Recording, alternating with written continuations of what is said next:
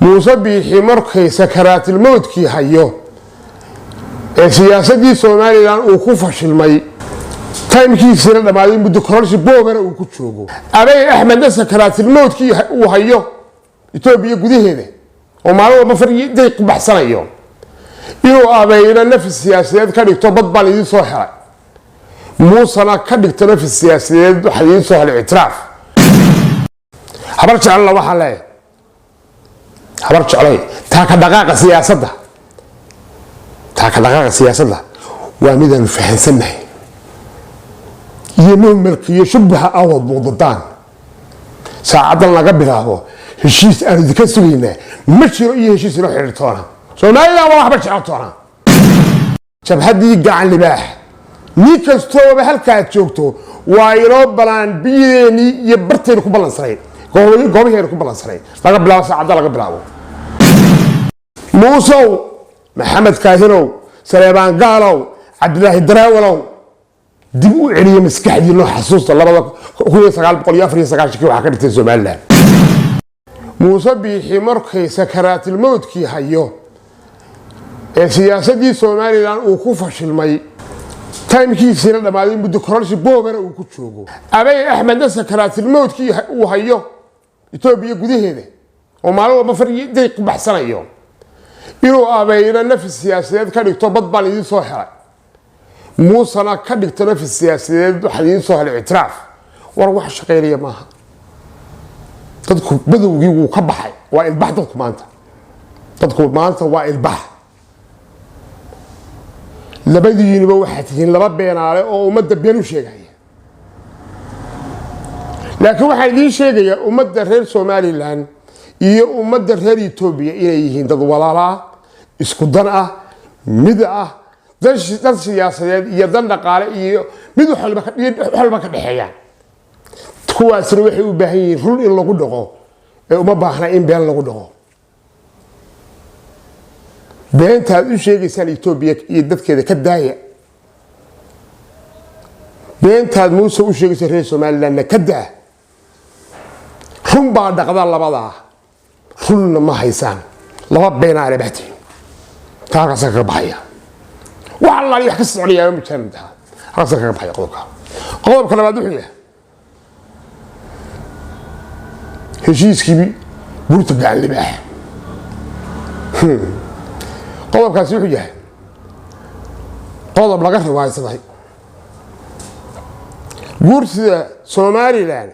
xeerka gobol baarlamaanku soo ansixiyeen marka loo keeno 30 maalmood bay sharci u leeyihiin inay haystaan wixii ka dambeeyo waa in la qaadaa madaxweynaha la horgeeyaa oo waxaad noo sheegtaa waxaad ku haysatay ilaa maanta sharcigaad ku haysatay bal noo sheeg kii guriga hooyada ama Saleebaan ma sharci leedahay baa saacadan laga bilaabo waxaan idinka sugaynaa wallahi naga tiilay jirin habar jecel la waxa leeyahay habar jecel taa ka dhaqaaqa siyaasadda waa midaan fahansanahay iyo mulkiyo shubha awad muudadaan saacadan laga bilaabo heshiis aan idinka sugaynaa ma jiro iyo heshiis loo xiriirtoona Soomaaliland waa waxba jecel waxaan halka ku darayaa jabhadii gacan libaax ni kastoo halka joogto waa inoo balaan biyeeni iyo barteen ku balansanay goobaheena ku balansanay laga bilaabo saacada laga bilaabo qodobka halkaas ka baxaya qodobka saddexaad wuxuu yahay hadalkii xaajta uu soo jeediyay mujaahid professor Ahmed Mire Maxamed Nuux wuxuu ahaa hadal miisaaman hadal mugle hadal ka hadlaya raasamaalka dhabta ah waxaan ku leeyahay mujaahid oo professor soo dhawow diyaar baan ku nahay nafkayada iyo maalkayga iyo hubkayga diyaar baan ku nahay waxaanu ballan ku qaadaynaa groupka Calancas 94kii waxay Soomaaliland ka dhigeen maanta ay guuradii tahay 2024kii inay noqdaan xukuntul ala nafsak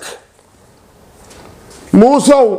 maxamed kaahinow saleebaan gaalow cabdilaahi daraawalow dib u celiyo maskaxdii loo xasuusta 1994 waxa ka dhigtay Soomaaliland ما أنت لا تاريخ يتهي أجادا لبضع كل أفريقيا لبعضك يصدقونه كسوريكتي حافلة سنة وحافيش هل متكلية حبت أريد في شاب والله كتي وحكله حتى كبحثتان نسيبك نويان ما فهمت حتى تحققت كسانة نسيبك نويان لكن واحد سومالي الآن لا يحصى عدن أو أنا قروصن هاي أو نسيل كتيهين يذوق أو الدولة ده هايستان مشره قراها بارلمانكا سومالي الآن يا سومالي الآن كمسؤولة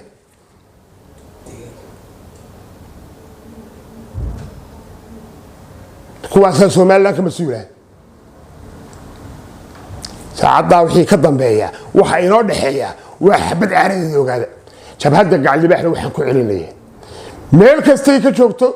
Soomaaliland waa inoo ballanteeni balaantuugeeni iyo goobaheena ku ballansanayn ninkii baanayo lagu fasax baryada bare ma jirto baryada ma jirto حزبية معارض كانوا وحلايا حزبية معارض كانوا قاضي كا هذا هالكاس كبير قاضي يعني كا هذا